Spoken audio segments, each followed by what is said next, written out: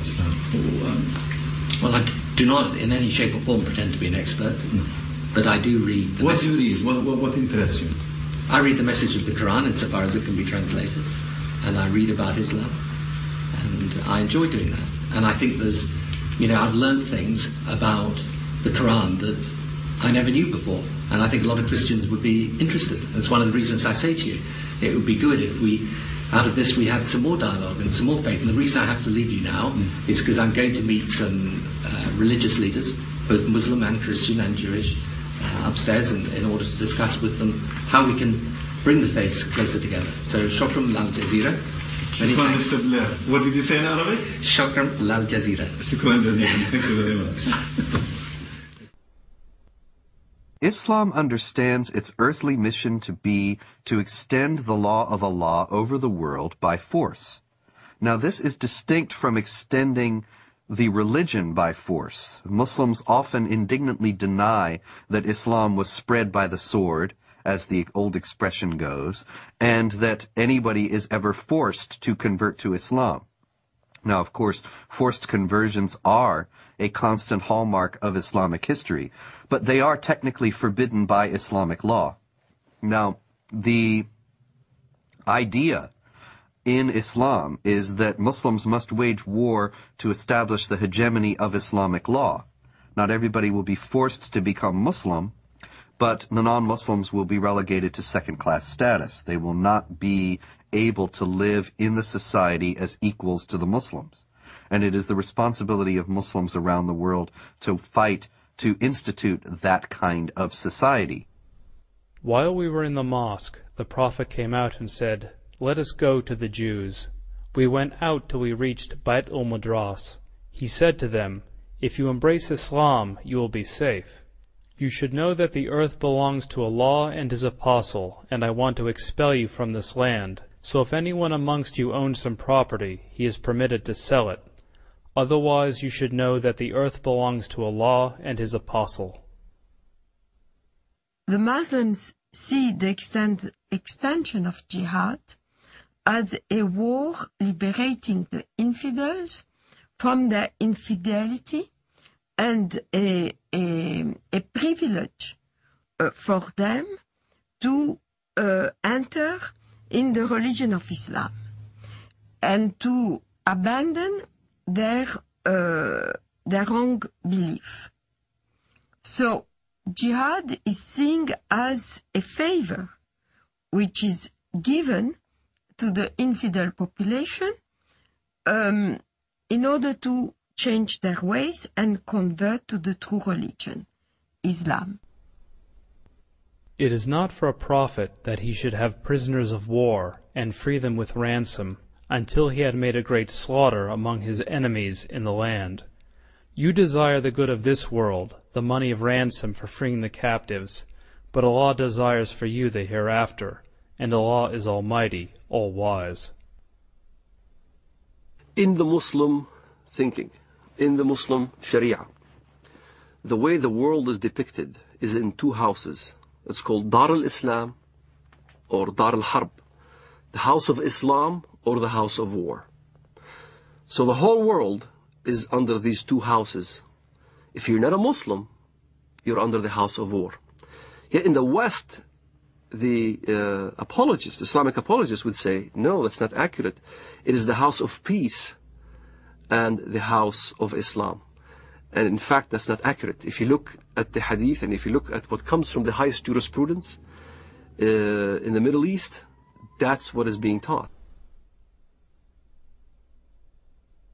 يعني أنا لدي طفل من الآن أعده للشهادة إما شهادتي أنا أو هو فأقول له أن الله عز وجل قد جعل هنالك جنة واسعة فيها ما لا عين رأت ولا أذن سمعت ولا خطر على قلب بشر.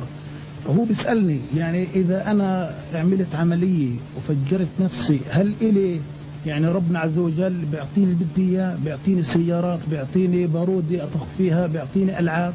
قلت له كل ما تطلب. وهل هذا حصل؟ شيء تطلبه هذا فعلا حصل. وهل حصل بينك وبين ابنك يعني؟ هذا فعلا حصل.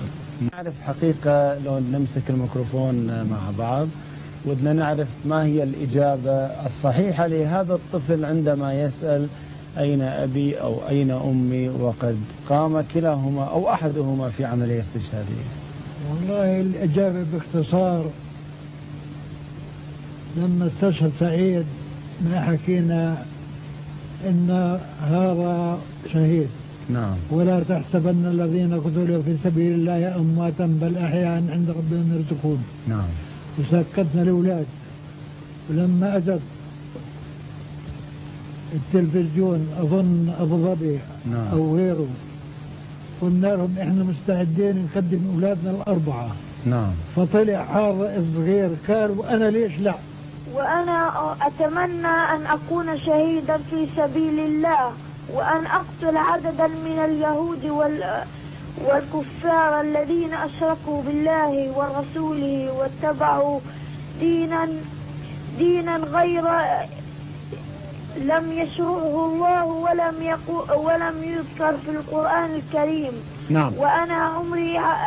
وأنا عمري 12 سنة. ما شاء الله. وأحفظ القرآن الكريم. ما شاء الله. الله يحفظك ويجعلك مجاهد إن شاء الله في سبيل الله. Now, the infidel population are seeing this war as a genocidal war, since as it is described in the Muslim historians of jihad, as well as extremely numerous Christian sources, this war was conducted as in great ferocity. Whole cities were given up to massacres. Entire populations were deported in slavery or massacred. The companion of the Prophet and the second Caliph, Umar, sent the Muslims to the great countries to fight the pagans. When we reached the land of the enemy, the representative of Khosrau, Persia, came out with 40,000 warriors. And an interpreter got up saying, "Let one of you talk to me." Al-Mughira replied, "Our Prophet, the Messenger of our Lord, has ordered us to fight you till you worship Allah alone, or give jizya, tribute. And our Prophet has informed us that our Lord says, 'Whoever amongst us is killed, martyred, shall go to paradise to lead such a luxurious life as he has never seen, and whoever amongst us remains alive shall become your master.'" There have been, in fact, two big waves of jihad. The Arab waves, which started in the 7th century, and in the course of 1 century only, has Islamized a huge territory, mainly Christian territory, from Portugal till Armenia.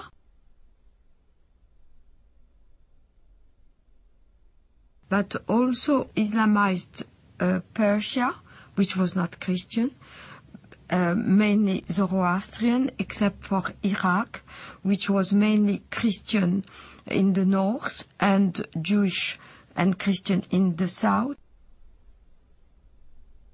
The second wave of Islamization started in the 11th century with the Turkish tribes.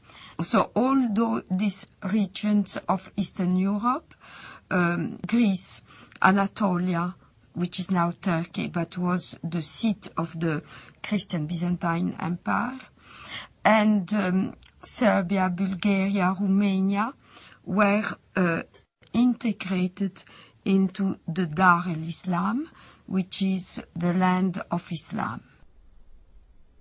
So all the countries around the Mediterranean, which once have been Christian, became the Islamic Empire. This Turkish wave lasted from the 11th century till the 17th century, where the Turkish army were stopped at the gate of